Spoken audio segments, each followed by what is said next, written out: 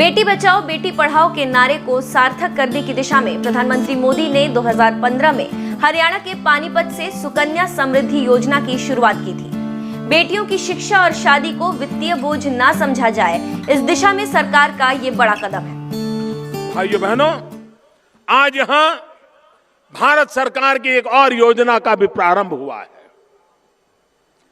सुकन्या समृद्धि योजना। बेटी बचाओ बेटी पढ़ाओ,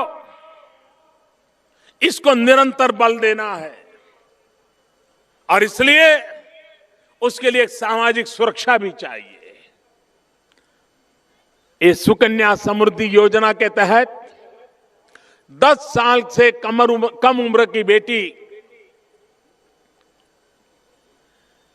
1,000 रुपया से लेकर के 1.5 लाख रुपए तक उसके मां बाप पैसे बैंक में जमा कर सकते हैं। जैसा कि आप लोगों ने अभी भी सुना कि प्रधानमंत्री नरेंद्र मोदी लाडली बहना योजना यानी सुकन्या समृद्धि योजना के अंतर्गत महिलाओं को, जी हाँ, महिलाओं के यानी बहन बेटियों के लिए सरकार की तरफ से यह बहुत बड़ा आदेश जारी कर दिया गया है।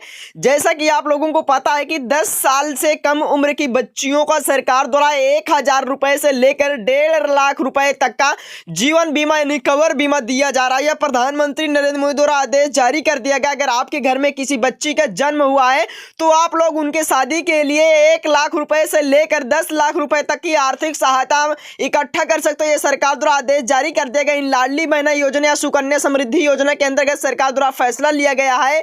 यह नियम भारत के सभी राज्यों में लागू कर दिया गया। अगर आपके घर में किसी सुकन्या यानी कन्या का जन्म हुआ है तो आप लोग 1 लाख रुपए से लेकर 5 लाख रुपए तक कन्या सुमंगला योजना या लाडली बहना योजना के अंतर्गत 1,000 रुपए से लेकर आर्थिक जो 6 महीने में जमा करना पड़ेगा आप लोगों को 1,000 रुपए से लेकर 5,000 रुपए तक आप लोगों को छमाही जमा करना पड़ेगा। वहीं 18 साल की उम्र के बाद आप लोगों को 10 लाख रुपए से लेकर 15 लाख रुपए तक की धनराशि आपके बेटी को मिल सकता है। यह सरकार द्वारा आदेश जारी कर दिया गया। जैसा कि आप लोगों को पता है, यह नियम हर राज्य में लागू कर दिया गया है।